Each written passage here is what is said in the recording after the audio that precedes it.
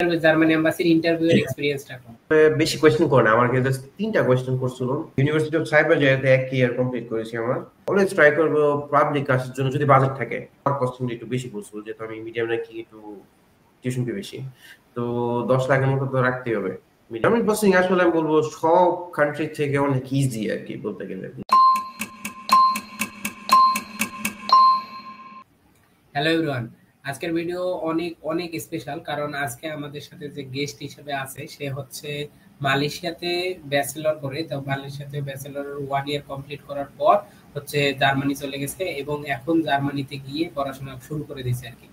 So আমি খুবই excited তার সাথে কথা বলার জন্য, তার সাথে কথা বলে তার পুরো প্রসেসটা জানার জন্য। সো আপনারা ফুল ভিডিওটা দেখবেন যে কিভাবে সে মালয়েশিয়াতে প্রসেসিং করছে, মালয়েশিয়াতে কোন ইউনিভার্সিটিতে পড়াশোনা করছে, অ্যান্ড মালয়েশিয়াতে তার লাইফটা কেমন ছিল, অ্যান্ড মালয়েশিয়ার 1 ইয়ার কমপ্লিট করার পর সে কিভাবে জার্মানিতে অ্যাপ্লাই করলো, জার্মানির ইউনিভার্সিটিতে চান্স পেলো এবং কিভাবে ভিসা অ্যাপ্লাই করছেন, সব বিষয় নিয়ে কথা হবে। সো লাস্ট পর্যন্ত ভিডিওটা দেখুন। Thank you. হ্যালো এভরিওয়ান, আজকে আমাদের সাথে যে গেস্ট আছে দীপ হেনরি কস্টা, সে হচ্ছে মালয়েশিয়া থেকে জার্মানি গেছে, 1 ইয়ার মালয়েশিয়াতে কমপ্লিট করছে অ্যান্ড দেন এখন জার্মানিতে মুভ করছে। জার্মানিতে এখন তার কাছে আমি কিছু কোশ্চেন করবো, আপনাদের যে কোশ্চেনগুলো আছে মালয়েশিয়া থেকে কিভাবে জার্মানি যাওয়া যায় সেগুলো নিয়ে। সো ফার্স্টে আমি যে কোশ্চেনটা করতে যাবো সেটা হচ্ছে দীপ, আমি ফার্স্টে আরেকটা কথা বলে নিই যে আমি দীপকে তুই করে বলতেছি, কারণ হচ্ছে দীপ আমার ফ্রেন্ড অ্যান্ড আমরা একই ইউনিভার্সিটিতে পড়ছি অ্যান্ড রুমমেটও ছিলাম আর কি। সো আমি তুই করে বলতেছি, ওইটা মাইন্ড করেন না। সো দেন আমি ফার্স্ট কোশ্চেনটা করতেছি হচ্ছে দীপ, মালয়েশিয়ায় তুই কোন ইউনিভার্সিটিতে হচ্ছে তোর 1 ইয়ার কমপ্লিট করছিস সেটা একটু বলবো।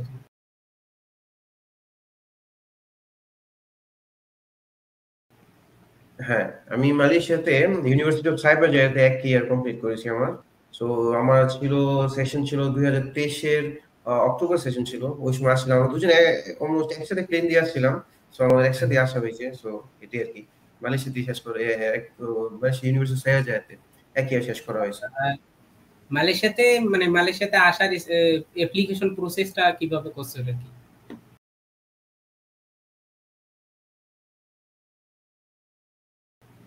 অ্যাপ্লিকেশন প্রসেস ছিল ওই যে ইউনিভার্সিটিকে মেল দেওয়ার পরে আমি ইউনিভার্সিটি জাস্ট মার্কেটিং ডিপার্টমেন্টের সাথে কথা বলিয়েছে। দেন আমাকে চাঁদবীর ভাইয়ের সাথে দেখা করেছিল, বলছে তার কাছে সবকিছুই করতে। তারপরে আমি তাকে ডকুমেন্ট গুলো পাঠাই, আমি তারপরে সব প্রসেসিং হয়ে যায়।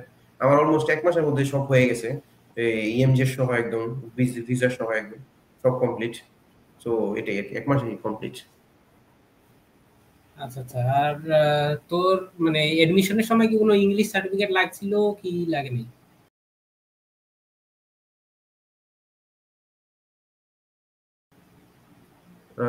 কোনটা, মালয়েশিয়াতে নাকি জার্মানিতে? মালয়েশিয়াতে এডমিশন নেওয়ার সময় ইংলিশ সার্টিফিকেট লাগছিল কিনা? মালয়েশিয়াতে ডিপেন্ড করে। কারণ আমার ছিল, যেহেতু আমি দিয়ে দিয়েছিলাম, আমার আইএলটিএস ছিল। আমার আইএলটিএস ছিল 6.5 ছিল আমার আইএলটিএস, তো আমি ওটা দিয়ে দিয়েছিলাম। অনেকে দেখি ল্যাঙ্গুয়েজ স্কিল দিয়েও আসছে, অনেকে আবার ল্যাঙ্গুয়েজ কোর্সও আসছে এই জায়গায়। সো ডিপেন্ডস, এক একজন এক এক প্রেফারেন্স থাকতে পারে, অনেকে নাও থাকতে পারে ল্যাঙ্গুয়েজ, এটাই আর কি। আচ্ছা, তোর কি মনে হয় যারা ধর মালয়েশিয়া থেকে জার্মানি যাবে তাদের কি ইংলিশ কোর্স করে আসা মানে আইএলটিএস টা দিয়ে মালয়েশিয়া আসা উচিত, নাকি মালয়েশিয়া আসে আইএলটিএস দিয়ে আবার জার্মানি চলে যাবে? কোনটা বেশি? এটাও ডিপেন্ড করে। এটা হলো কি, অনেকজনের ভালো থাকে ইংলিশে, যারা মোটামুটি আইএলটিএস জানে যে ভালো পারবে আর কি। মোটামুটি 6 তো পাইতে হবে আর কি, সেরকম থাকতে তো হবে আর কি। আমি বলি যে 6.5 এর টেস্ট যাতে উঠানো হয়, বাট ঠিক আছে 6 হইলেও হয়। বাট হ্যাঁ, যদি না দিয়ে, যদি পরে দিয়ে যদি কনফিডেন্স থাকে যে পারবে, যে তাইলে মনে করি পরে দিলেও হবে, সমস্যা নেই। বাট দিয়ে আসা ভালো আর কি, দিলে এক্সপিরিয়েন্স হবে আর কি, সব ইজি হবে আর কি। রিটেন এক্সামটা হয় আর কি, বাংলাদেশে রিটেন এক্সামটা দেওয়া যাবে। এখানে just computer based exam. So অনেকে কম্পিউটার ইউজও না করতে পারে, অনেকে টাইপিং ফাস্টও না করতে পারে। সো ওইটাই আর কি বলবো, সব নিজের উপর প্রেফারেন্স। আচ্ছা আচ্ছা। আমার মনে হয় যেহেতু জার্মানি চলে যাবে 1 বছর পর, তাহলে এখানে 1 বছর স্টাডি করার সময় স্টাডির অনেক প্যারা থাকবে, আবার এক্সট্রা করে যদি আইএলটিএস দেওয়া লাগে সেটা আরেকটা প্যারা, হয়তো দেশ থেকে দিয়ে আসা মনে হয় বেটার। তো মালয়েশিয়ার তুই কি মনে করিস, পাবলিকে আসা বেটার নাকি প্রাইভেটে আসা বেটার?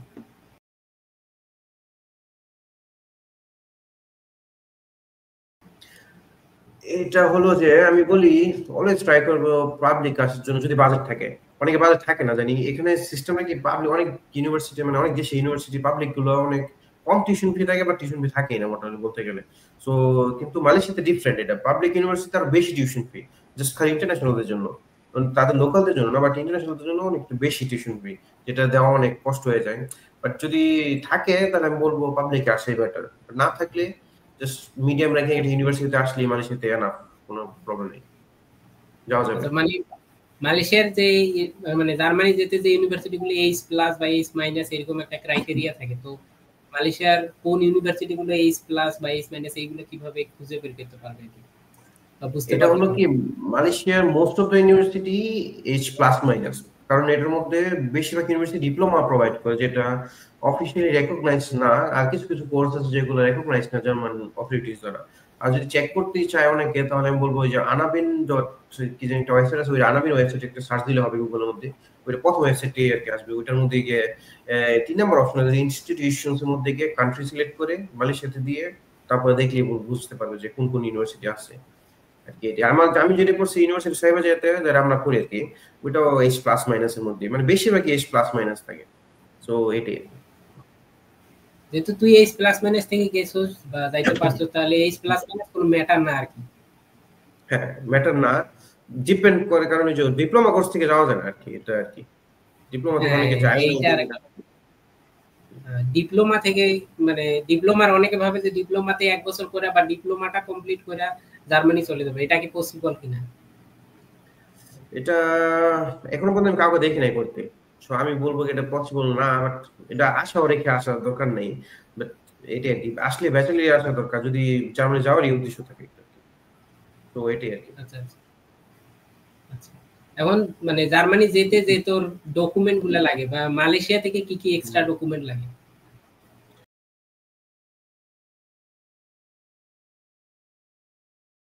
বাংলাদেশের থেকে ইউনিভার্সিটি থেকে বেশি ডকুমেন্ট লাগে না, আমি নিয়েছি, বাট কারণ জানি অনেক সময় লেগে যায়, এই কারণে নিয়েছি আর কি। মনে করো ওই যে এই ইউনিভার্সিটি থেকে আমাদের এই কোর্স কোঅর্ডিনেটর থেকে এইটা নেওয়া হয়েছে, এইটা কি বলে, এটাকে ভেরিফিকেশন লেটারটা, যে আমি কয়টা কোর্স করছি আর কি, তার রেকমেন্ডেশন আর কি, এটা নেওয়া যায়। বা আবার নেওয়া যায় এই যদি মাস্টার্স কোর্স হয় তাহলে প্রফেসর থেকে একটা নেওয়া দরকার, রেকমেন্ডেশন লেটার দরকার, যেটা মোটিভেশন লেটার মধ্যে লিখতে হবে আমার সাথে। আর দরকার কি বলে এটাকে, এই যে পোর্টাল রেজাল্ট আছে, যেহেতু যদি ব্যাচেলর যায় পোর্টাল রেজাল্টটাকে এক্সাম ডিপার্টমেন্টে গিয়ে আর কোর্স কোঅর্ডিনেটরের কাছে গিয়ে যদি সিলটা নিয়ে দেওয়া যায় তাহলে ভালো হয়। এক্সাম ডিপার্টমেন্টে গেলে হয়ে যায়, আমরা জাস্ট একটা জায়গায় গেছি, এক্সাম ডিপার্টমেন্টে হয়ে গেছে আমারটা। তো আমি বলবো এটা। আর এমনি তো তেমন কিছু লাগে না, জাস্ট সুযোগ, হ্যাঁ, গ্রেডিং স্কিল আর কি, গ্রেডিং, যে আমাদের কেমন গ্রেডিং, কত মিনিমাম কত পাইলে যে আমাদের ডিগ্রিটা অর্জন হবে ওইটা জানতে হবে আর কি, ওইটা লিখিত একটা লাগবে আর কি। আবার গ্রেডিং যে কত কত পয়েন্ট পাইলে কত ই আসে আর কি, এ আসে নাকি বি আসে, ওগুলো লাগবে যদি আর কি সিউরিটির জন্য। আচ্ছা আচ্ছা। আর তোর জার্মানিতে প্রসেসিং কিভাবে করছিস সেটা এখন বল।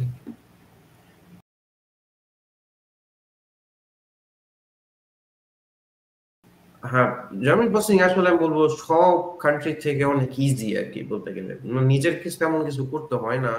সো সব তারাই করে আর কি, জাস্ট ফাইল গুলো জমা দিতে হয় আর কি, এতটুকু আর কিছু না। সো ফার্স্টে তোমার একটা অ্যাকাউন্ট খুলতে হবে, এই ইউনিসিস্ট অ্যাকাউন্ট খুলতে হবে। ইউনিসিস্ট থেকে দেন যে ডকুমেন্টস গুলো দরকার রিকোয়ার্ড সেগুলো আপলোড করতে হয় সব একসাথে আগে, মোটিভেশন লেটার, এই ট্রান্সক্রিপ্ট, এই সার্টিফিকেট, এই আইএলটিএস রেজাল্টস, যে আইএলটিএস যদি টোফেল থাকে ওইটা হয়। দেন পাসপোর্টের ডেটা পেজের কপিটা, আর যে ইউনিভার্সিটি যে ইগুলো নেওয়া হয়েছে আর কি, যদি এক্সট্রা যেগুলো নেওয়া হয়েছে আর কি, ওগুলো সব আপলোড করে তারপরে ইউনিভার্সিটি সিলেক্ট করতে হবে। আগে ওগুলো আপলোড করতে হবে ডকুমেন্ট গুলো, পরে করলে হবে না আর কি, আগে করতে হবে এগুলো সব।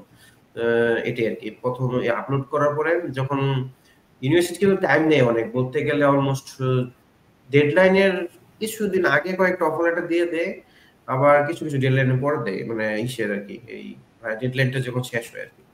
আমার কিছু কিছু আসছে আমার ডেডলাইন আগে এসে পড়ছে, যেমন 2টা আসছে আগে আর 2টা পরে আসছে আর কি ডেডলাইনের একদম। সো এটাই আর কি। তারপরে এটা পরে ভিসার জন্য অ্যাপ্লাই করতে হবে। তো আমি বলবো এটা লং প্রসেস, সো এটা একটু মাথায় রেখেই করতে হবে, লং প্রসেস। তো তো এটাই আর কি। ভিসার জন্য অ্যাপ্লাই করে পরে দেন এম্বাসিতে মোটামুটি 7 দিনের মধ্যেই ই পাওয়া যায় আর কি, অ্যাপয়েন্টমেন্ট পাওয়া যায়, 7 থেকে 15 দিনের মধ্যে হয়ে যায় অ্যাপয়েন্টমেন্ট। আর এমবাসিতে যে ডকুমেন্টগুলো পোর্টালে করা হয়, মানে যে ইউনিভার্সিটি দেওয়া হয়েছে মোটামুটি কয়েকটা যেগুলো দরকার লিস্ট দেওয়া থাকে আর কি, এই এমবাসিতে লিস্টে ওয়েবসাইট লিস্ট দেওয়া থাকে যে কি কি লাগবে আর কি, ওগুলো নিয়ে যাওয়া আর কি ভালো হয়। সাথে অরিজিনালটা নিয়ে যাওয়া দরকার আর কি, কপিটা প্লাস অরিজিনালটা। অনেকে দেখছি জাস্ট খালি কপিটা নিয়ে যায়, বা অরিজিনালটা অনেকে অনেকগুলো সার্টিফিকেট থাকে না অরিজিনাল গুলো, দেখলাম অনেকের আবার ট্রান্সক্রিপ্টও থাকে না অরিজিনাল গুলো। আমি বলবো সব অরিজিনাল নিয়ে যেতে, একদম কোনো যাতে কপি না থাকে, কোনো যাতে ডুপ্লিকেট যাতে কোনো না থাকে, সবগুলো অরিজিনাল নিলে চান্সটা বেশি থাকে আর কি। আর বলবো এটি আর কি, এতটুকু আর কিছু লাগে না তেমন কিছু, সো ইজি একদম আচ্ছা প্রসেস। আচ্ছা, আর এই মানে ইতালি বা অন্য দেশগুলোর মতো যেভাবে মানে বাংলাদেশ থেকে সার্টিফিকেট গুলো অ্যাটাস্টেড করা লাগে, জার্মানির জন্য কি এভাবে কোনো অ্যাটাস্টেশন করা লাগে না? এই যে বললামই তো যে জার্মানি তো ওয়ান অফ দ্য ইজিয়েস্ট একদম আর কি, বলতে গেলে কোনো কিচ্ছু করার লাগে না, সব অনলাইনে হয়ে যায় একদম আর কি, কোনো কিছু ফিজিক্যালি যদি ইউনিভার্সিটি চায়, অনেক ইউনিভার্সিটি চায় ফিজিক্যালি ওইটা আবার একটু করতে হয়, অ্যাটাস্টেড করতে হয়, অ্যাটাস্টেড না জাস্ট নোটারি করে দিতে হয়, অ্যাটাস্টেড লাগে না, নোটারি করে জাস্ট করে পাঠাই দিলে হয়ে যায় ডিএচএল দিয়ে বা যে কোনো একটা সার্ভিস দিয়ে। এমনি জার্মানির জন্য বেশিরভাগই লাগে না, আমার তো লাগেই না একদম, আমি যেহেতুগুলো ইউনিভার্সিটি অ্যাপ্লাই করছি আমার কিছু দিয়ে আমার চাই না ফিজিক্যাল ডকুমেন্টস, সো এইটাই আর কি। তোর কোনো ডকুমেন্টস অ্যাটাস্টেশন করা ছিল না বা নোটারি করা ছিল না কোনো ডকুমেন্ট? আমার সব সার্টিফিকেট নোটারি করা ছিল, আমি সবই প্রিপেয়ার করে আনছিলাম দেশ থেকে, বাট দেখি লাগে না আমার আমি সব নিয়ে এসে বলছি আবার এই জার্মানিতে আচ্ছা, আর মালয়েশিয়া থেকে কি কোনো মানে নোটারি করা লাগছে বা এরকম কিছু, আর পুলিশ ক্লিয়ারেন্স লাগছে কিনা মালয়েশিয়াতে? না, এই কিচ্ছু লাগে না, বললামই তো একদম ইজি প্রসেস একদম, জাস্ট যে ডকুমেন্টস গুলো চাই ওগুলোই, আর কিছু না, এক্সট্রা কিচ্ছু লাগবে না, এক্সট্রা কিছুই লাগবে না, জাস্ট খালি যে যেগুলো চাওয়া হয় আর কি ওগুলোই। আচ্ছা। আর হচ্ছে এখন মালয়েশিয়াতে পার্ট টাইম জবের ব্যাপারে কিছু কর।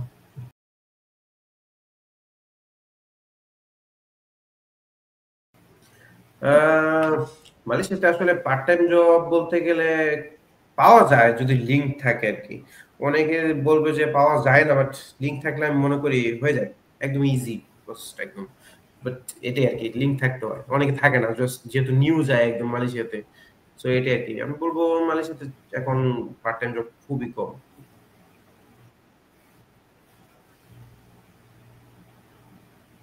এটাই আর কি। স্যার, মানে একজন যদি চায় যে তার মালয়েশিয়া থেকে, আরে ধরো বাংলাদেশ থেকে যা মালয়েশিয়া আসবে, দেন মালয়েশিয়া থেকে জার্মানি যাবে, তার টোটাল মানে হুম। বাজেট কত রাখা উচিত?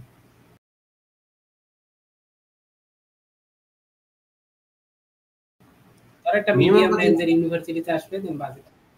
এটা আসলে অনেকেই কোয়েশ্চেন করে, বাট এটা ডিপেন্ড করে আর কি কোন কোন ইউনিভার্সিটি যাওয়া হয়, বাট যদি লো র্যাঙ্কিং ইউনিভার্সিটিতে যায় তাহলে 6-7 লাখের মধ্যে হয়ে যায়, এক বছর যদি করতে পারে 6-7 লাখের মধ্যে তাহলে হয়ে যাবে।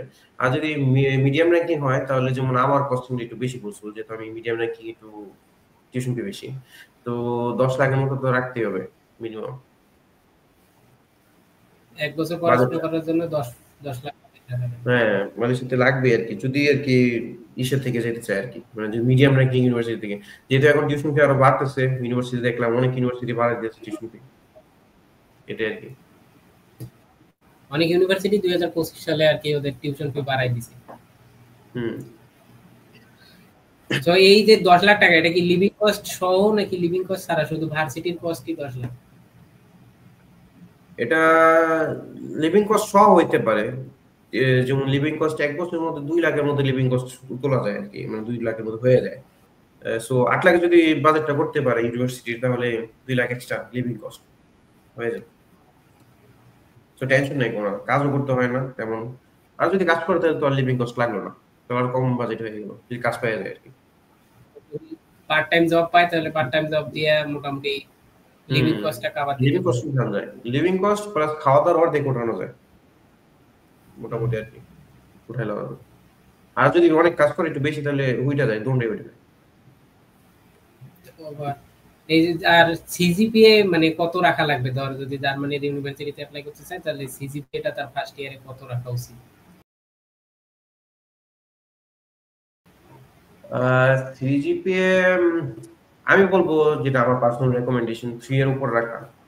3 এর নিচে হয়ে যায় বাট খুব রেয়ার, হয়ে যায় বাট অনেকের হয় না, তো আমি বলবো 3 এর উপর রাখতে। আর প্লাস একটু ভালো একটা রেকর্ড রাখ, যেন কোনো ফেল না থাকে। তাহলে হয়ে যাবে। মোটামুটি সিজিপিএটা 3 এর উপরে রাখা লাগবে এন্ড যাতে কোনো সাবজেক্টে মানে ইয়ে না থাকে, আর ব্যাকলগ না 3.5 থাকে। থাকলে তো টেনশন নেই। আর মালয়েশিয়াতে 3.5 পাওয়া কোনো ব্যাপার না, এটা আসলেই বোঝা যাবে।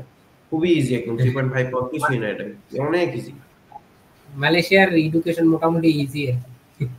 অনেক ইজি। তো এখন তোর হচ্ছে জার্মান ইন্টারভিউ, জার্মান এম্বাসির ইন্টারভিউ এর এক্সপেরিয়েন্সটা কম, কেমনে কি করলি হুম। সেটা।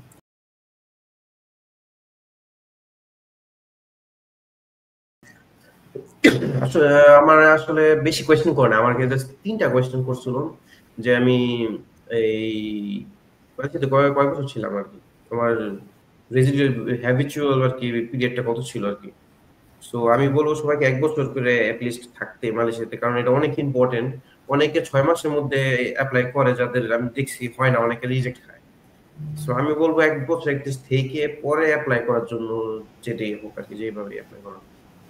অনেকে 6 মাস হয়ে যায়, 2-3 বার করার পরে এপ্লাই করার পর হয়ে যায়, এই একই কথা আর কি, 1 বছর হয়েই যায়। তো 1 বছর থেকে পরে মোটামুটি ভিসা রেশিও 95% শিওর হয়ে যায় একদম, আর যদি ইন্টারভিউর উপর ফুল যদি আর যদি ডকুমেন্টস 1 বছর মালয়েশিয়াতে থাকে তাহলে হচ্ছে বিচার রেশিও 95 90% এর উপরে।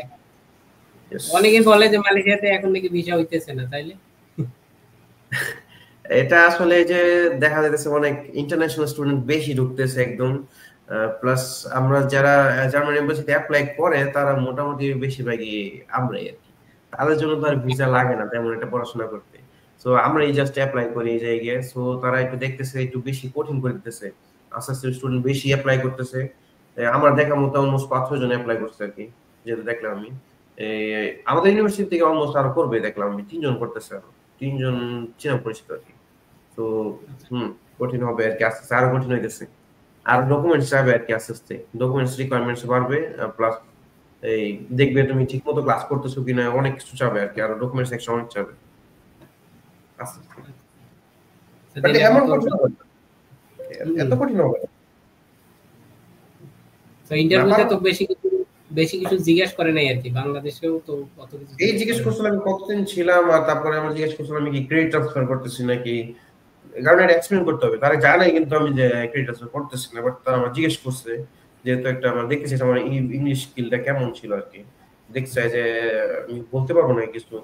দেন আর বলছিল যে এই কোন ইউনিভার্সিটিতে যেতেছি, মানে কি প্রোগ্রামে যেতেছি, এরকম কিছু একটা জিজ্ঞেস করবো, অনেকে করে দেখলাম। এটা আমি আমাকে করে না, বাট অনেকে আমার একটা ফ্রেন্ডও করছে এরকম, কোন ইউনিভার্সিটি যেতেছি, এটি আর কি, এতটুকু আর কিছু মানে সিম্পল কোয়েশ্চেন, একদম সিম্পল। এটা মানে ইন্টারভিউ নিয়ে অত প্যারা খাওয়ার কিছু নাই আর কি। না একদমই না, কারণ ইন্টারভিউ বাংলাদেশ যে ইন্টারভিউটা নেয় একদম, তোমার মনে হয় ইন্টারভিউ একদম দিতেই যায় না একদম, যেমন একদম অনেক বাছাই করে বাংলাদেশে দেওয়ার সময়, অনেক কোয়েশ্চেন ইন্টারভিউ করে। সবাই আর কি ভয় পায়, এমনিও ইন্টারভিউ ভয় পায় সবাই। ভয় পাওয়ার তো একটু কারণ আছে, আমিও তো হালকা হালকা একটু ভয় পাইছিলাম, বাট গিয়ে দেখি তেমন একটা নাই, কারণ আমি একলাই ছিলাম, খালি যে স্টুডেন্ট ভিসা অ্যাপ্লাই করতে আমি, আমার সময় আর কি আমি একাই ছিলাম আর কি, একদম আমার পাশে যারা ছিল তারা সব ওয়ার্ক ভিসায় যেতেছে একদম। আহ, বেশিরভাগ আরেকজন ছিল তো জার্মান, মানে তার মালয়েশিয়ান একটা গার্লফ্রেন্ড ছিল, মানে ওইটাকে মানে মানে ওয়াইফ ছিল, সে নিতে মানে অ্যাপ্লাই করার জন্য আসছিল, এই আর কি। আমি একাই ছিলাম স্টুডেন্ট হিসেবে। আচ্ছা, এখন জার্মানি যাওয়ার পর জার্মানির এক্সপেরিয়েন্স বল, জার্মানিতে কেমন লাগতেছে এখন? ফার্স্টে যখন আসছি তখন ঠান্ডা ঠান্ডা ছিল হালকা একটু, মনে করো 8 ডিগ্রি, 6 ডিগ্রি, 10 ডিগ্রি এমন থাকতো।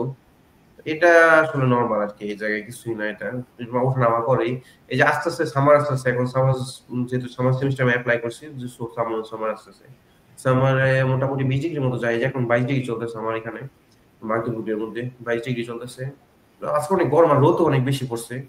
So আমি বলবো একদম নরমাল ওয়েদার হয়ে গেছে একদম। মানে সুন্দর একটা ওয়েদার। কোনটা ওয়েদার ভালো, মালয়েশিয়ারটা নাকি জার্মানিরটা, কোন ওয়েদার বেশি ভালো? ডিপেন্ড করে, কেউ কি ঠান্ডা চায়, কেউ গরম চায়। মালয়েশিয়ার গরমটা একটু বেশি আর কি, কারণ অনেক দেখা যায় সব জায়গায় গরম গরম লাগে, একদম ভাব থাকে একটা, এসি ছাড়া থাকা যায় না। এখানে তো গরম লাগলেও এসি ছাড়া থাকা যায়, একটু বসে থাকলে ঠিক হয়ে যায় আর কি, এসি ছাড়াও থাকা যায়, কারণ বাতাস আছে, মাঝে মধ্যে ঠান্ডা ঠান্ডা বাতাস আছে। তো একটু মজার একটা ওয়েদার। আর বলবো যে এই জার্মানির মধ্যে কিছু কিছু সিটি আছে যেগুলো সিলেক্ট করা ভালো হয়, অনেকে অনেক ধরনের সিটি যায়। যেমন বার্লিন আছে, বার্লিনে কিন্তু অনেক ইন্টারন্যাশনাল বেশি, ওই জায়গায় ইংলিশ দিয়ে কিন্তু চালানো যায়। এটা বলা হয় না, ইংলিশ দিয়ে কিন্তু সবকিছু করা যায় মোটামুটি, যেহেতু অনেকই ইন্টারন্যাশনাল আছে ওই জায়গায়, মানে বিভিন্ন দেশের মানুষ আছে, তুর্কিশ আছে, অ্যারাবিক আছে, তারপরে এই বাঙালি, ইন্ডিয়ান, সব ধরনের মানুষই আছে। জার্মানিরও ইংলিশ পারে ওই জায়গায় মোটামুটি। তো বলবো যদি ইংলিশ স্পিকিং একটা এনভায়রনমেন্ট চাই তাহলে বার্লিন ঠিক আছে। আর যদি একটু রিচ লাইফ চাই তাহলে মিউনিক। মিউনিকে অনেক এক্সপেন্সিভ, ইনকাম আছে বাট এক্সপেন্সিভ থাকার জন্য। ফ্রাঙ্কফুর্ট আসতে একটু একটু এক্সপেন্সিভের মধ্যে, জবও আছে, ওগুলোর মধ্যে জব পাওয়া যায়। বার্লিন, ফ্রাঙ্কফুর্ট, মিউনিক আর হামবুর্গের মধ্যে জব অনেক ইজিলি পাওয়া যায়। আর আমার সিটিটা হলো এমন একটা সিটি যেটা একটা ছোট সিটি আর কি, স্মল সিটির মধ্যে, এটার মধ্যে জব ফ্যাসিলিটি আছে। দেখলাম অনেকেই করে জব, বেশিরভাগই করে জব করে। এখানে জিনিসটাকে এখানে জার্মান বেশি, এখানে অনেক জার্মান, এখানে জার্মান ছাড়া চলা যায় না। যেমন আমি থাকতে থাকতে এখন শিখে যেতেছি, মোটামুটি শিখা হয়ে যেতেছে।